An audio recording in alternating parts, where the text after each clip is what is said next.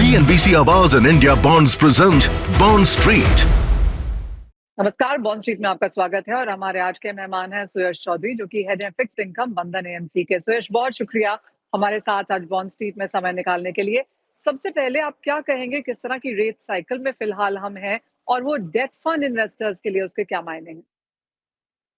धन्यवाद मनीषा। बहुत अच्छा लग रहा है यहाँ ज्वाइन करके आज। तो देखिए, रेट साइकिल अब रेट कट साइकिल इंडिया में ख़त्म हो चुकी है और हो सकता है अगले 1 साल में रिज़र्व बैंक को थोड़े रेट हाइक्स भी करने पड़े। ये स्पेशली इसलिए लग रहा है क्योंकि जो मिडल ईस्ट में सिचुएशन है उसकी वजह से इन्फ्लेशन, करंट अकाउंट, ऐसे सब वेरिएबल्स पे अपवर्ड प्रेशर फील हो सकता है। और RBI first and foremost inflation targeting central bank है, तो उसकी वजह से हो सकता है 50-75 बेसिस पॉइंट के रेट हाइक्स आए अगले 1-1.5 साल के अंदर।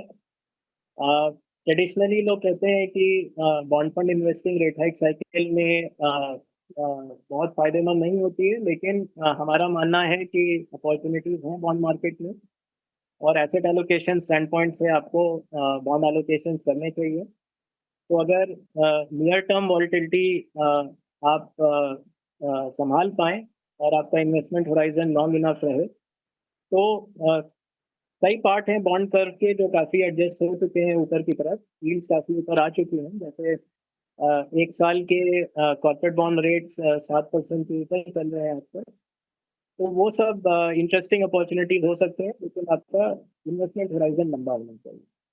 सुयश, साथ ही साथ आप क्या कहेंगे, ये किस तरह का सिनेरियो है जहां पर जियोपॉलिटिकल टेंशन्स हैं, टैरिफ्स हैं? क्या ये समय ड्यूरेशन प्ले करने का है या फिर आपको लगता है थोड़ा सा कॉशियस मूव्स यहाँ पर बनानी चाहिए? थोड़ा कॉशन फ़ायदेमंद रहेगा मनीषा, बिकॉज़ जैसा आपने कहा, दुनिया में बहुत अनसर्टेनिटी बढ़ रही है और सिर्फ ऑयल नहीं है, ऑयल के साथ-साथ जैसे शिपिंग कॉस्ट वगैरह बढ़ रहे हैं, मेटल प्राइसेस बढ़ रहे हैं, फूड प्राइसेस हो सकता है थोड़े बढ़ेंगे। तो थोड़े समय तक थोड़ा अपवर्ड प्रेशर रह सकता है इन्फ्लेशन पे, इंडिया के करंट अकाउंट पे, और ये सिर्फ इंडिया स्पेसिफिक इशू नहीं है, कई जगह ये प्रेशर फील होंगे। तो ड्यूरेशन में इंटरेस्ट रेट पे ज़्यादा होता है, तो अगर बॉन्ड यील्ड्स ऊपर जाते हैं तो उसमें नुकसान ज़्यादा होता है। इसीलिए हमें लगता है कि short duration, specially corporate bond जहाँ पे यील्ड्स काफ़ी ऊपर जा चुके हैं, high quality corporate bond, triple a corporate bond, उसमें हमें अभी ज़्यादा सेंस लग रहा है।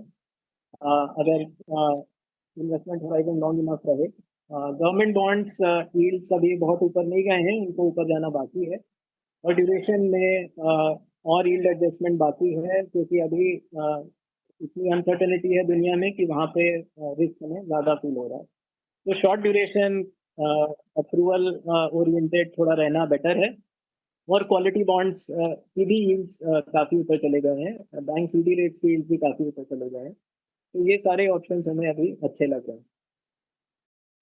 सुयश, हमने सेलिब्रेट किया है recently India global bond index का इंक्लूजन यहाँ पर। क्या इसने डेट मार्केट को जेन्युइनली चेंज किया है या फिर आपको लगता है अभी भी बहुत अवेयरनेस और लिक्विडिटी बिल्ट यहाँ पर होना बाकी है? इंडिया डेट मार्केट थोड़ा-सा बदला है एफपीआईज़ के आने के बाद। तो अभी कई सारे एफपीआईज़ इंडिया को बहुत क्लोज़ली ट्रैक करते हैं। मैक्रो टूर्स होते हैं इंडिया में, जहाँ एफपीआईज़ हर 6 महीने में आते हैं और इंडियन पॉलिसी मेकर्स वगैरह से मिलते हैं इंडिया के बारे में बेटर पहचानने के लिए। उनका एक्सपोज़र अभी इंडिया में फिर भी काफ़ी कम है, स्पेशली जितना उनका इक्विटी में एक्सपोज़र है उससे तो बहुत ही कम है। और हमें लगता है अगले 5-10 साल में जो इंडिया के मैक्रोज़ हैं, जो इंडिया का साइज़ है, जो इंडिया की रेलेवेंस है दुनिया में, उसकी वजह से एफपीआई एलोकेशन बढ़ेगा। अभी एक पीरियड ऑफ वॉलेटिलिटी चल रही है जिसकी वजह से वो नहीं आ रहे हैं, पर हमें लगता है अगले 5-10 साल में वो स्टोरी बदलेगी और एफपीआई इंक्रीमेंटली हमारे लिए और बड़े इन्वेस्टर्स बनेंगे इंडिया बॉन्ड मार्केट के लिए। दूसरे रूप से वो एनीवेज आ रहे हैं अदर एसेट क्लासेस में, पर बॉन्ड में उनका पार्टिसिपेशन अगले 5-10 साल में आज ये से बहुत ज़्यादा होना चाहिए। हुँ। सुयश, अगर हम ओबीपीज की बात करें तो ऑनलाइन बॉन्ड प्लेटफॉर्म्स ने यहाँ पर एक्सेस तो एक्सपैंड की है इन्वेस्टर्स के लिहाज से। क्या उनकी सोच बदली है लेकिन इन्वेस्टर्स की, क्या वो ट्रेडिशनल डेट और एफडीज के बियॉन्ड अब सोचने लगे हैं? थोड़ा बहुत बदलाव आ रहा है और हमारे ख्याल से जैसे इक्विटी रिटेलाइज़ हुआ है, वैसे बॉन्ड्स को भी रिटेलाइज़ होना बहुत ज़रूरी है और online bond platform, mutual funds, ये सब बहुत कन्वीनिएंट तरीके हैं जिससे बॉन्ड एक्सपोज़र्स डायरेक्टली बढ़ाए जा सकते हैं। आज तक मोस्ट इंडियंस का बॉन्ड एक्सपोजर इनडायरेक्ट होता है।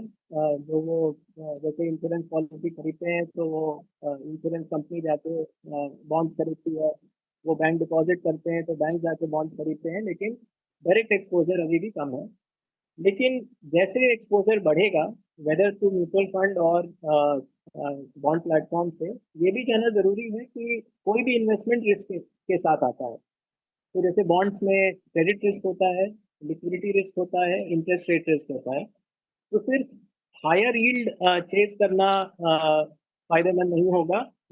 हायर यील्ड के साथ साथ हायर रिस्क भी आता है और अपने इन्वेस्टमेंट ऑब्जेक्टिव को मीट करने के लिए बहुत ज़रूरी है कि आप रिस्क प्रोफाइल भी जानें, स्पेशली अगर आप डायरेक्ट इन्वेस्टिंग कर रहे हैं, कि क्या-क्या तरीके के रिस्क हो सकते हैं बॉन्ड फंड इन्वेस्टिंग में, बॉन्ड इन्वेस्टिंग में, और उस रिस्क का ध्यान रखें और तब इन्वेस्ट करें। हुँ। सो जैसे हम लगातार बात कर रहे हैं कि ऑफ कोर्स मार्केट्स बहुत ज़्यादा वॉलेटाइल हैं, इक्विटीज़ में कुछ गिरावट है, कमोडिटीज़ में तेज़ी है, डॉलर इंडेक्स फिर से ऊपर है, सारे एसेट क्लासेस रिएक्ट कर रहे हैं इंटरनेशनल क्यूज़ को यहाँ पर। कैसे आप देखते हैं near term portfolio diversification and 5 years from now आपको क्या लगता है इंडियन डेट मार्केट को क्या शेप देगा? क्या वो रेट्स होंगे, फ्लोज़ होंगे, ग्लोबल क्यूज़ होंगे, रिटेल पार्टिसिपेशन होगा, ओबीपीज़ होगा? क्या देखते हैं आप? देखिए, नियर टर्म में तो सिचुएशन बहुत अनसर्टेन है और इसीलिए सेफ्टी सबसे पहला सोच में होना चाहिए, कि आप कितना रिस्क अपना बेस्ट मैनेज कर सकते हैं। जैसा मैंने पहले कहा, बॉन्ड या बॉन्ड इन्वेस्टिंग में ड्यूरेशन तो अभी हमें बहुत फ़ायदेमंद नहीं लग रहा है। तो कम ड्यूरेशन रख के, कम इंटरेस्ट रेट रिस्क रख के हाई क्वालिटी बॉन्ड अभी के लिए अच्छे लग रहे हैं, प्रोवाइडेड आपका इन्वेस्टमेंट होराइजन लंबा है। Over a period of time ये जो जियोपॉलिटिकल रिस्क हैं वो सेटल डाउन हो जाएंगे। इंडिया का फंडामेंटल मैक्रो काफ़ी स्ट्रॉन्ग है, तो हो सकता है आरबीआई को 50-75 बेसिस पॉइंट के रेट हाइक करने पड़े अगले 1 डेढ़ साल के अंदर, पर उसके बाद स्टेबिलिटी हो जानी चाहिए। पर देखना पड़ेगा ये साइकिल कितनी लंबी चलेगी, अनसर्टेनिटी की साइकिल जो चल रही है, तो अभी के लिए तो सेफ्टी बेस्ट है। और एक एसेट एलोकेशन टेबल में इसीलिए फिक्स्ड इनकम का होना ज़रूरी है, क्योंकि अगर आपके पास सिर्फ प्रो ग्रोथ एसेट्स हैं, तो वॉलेटाइल पीरियड्स में आपका कंबाइंड रिटर्न थोड़ा सफ़र कर सकता है, लेकिन अगर आपके पास काउंटर सिक्लिकल एसेट्स हैं जैसे क्वालिटी फिक्स्ड इनकम होता है, तो थोड़ी स्टेबिलिटी आपके पोर्टफोलियो रिटर्न्स में भी आ सकती है। इसलिए रिस्क प्रोफाइल डाइवर्सिफिकेशन भी ज़रूरी है, सिर्फ एक्सपेक्टेड रिटर्न चेंज नहीं करना चाहिए एसेट एलोकेशन टेबल में। 5 साल में इश्यूअर बेस भी डाइवर्सिफाई होगा और इन्वेस्टर बेस भी और डाइवर्सिफाई होगा, और जैसे बॉन्ड प्लेटफॉर्म्स हैं, म्यूचुअल फंड की ग्रोथ है, एफपीआई पार्टिसिपेशन है, ये सब हमें लगता है 5 से 10 साल के बीच में बढ़ता ही जाएगा। और ये ज़रूरी भी है, क्योंकि अगर आप इंडियन कंपनीज को देखें, सरकार को देखें, तब तो बॉन्ड फाइनेंसिंग रिक्वायरमेंट की ज़रूरत बढ़ती ही जाएगी, और उसके लिए बहुत ज़रूरी है कि एक active deep government and corporate bond market हो, और ये हमें लगता है कि ये प्रोग्रेशन इंडिया में भी होता ही रहे। Fair point. सुयश, बहुत शुक्रिया आज आपका हमारे लिए समय निकालने के लिए और बॉन्ड स्ट्रीट पर यहाँ पर आने के लिए। Appreciate your time. शुक्रिया। CNBC Awards and India Bonds present Bond Street.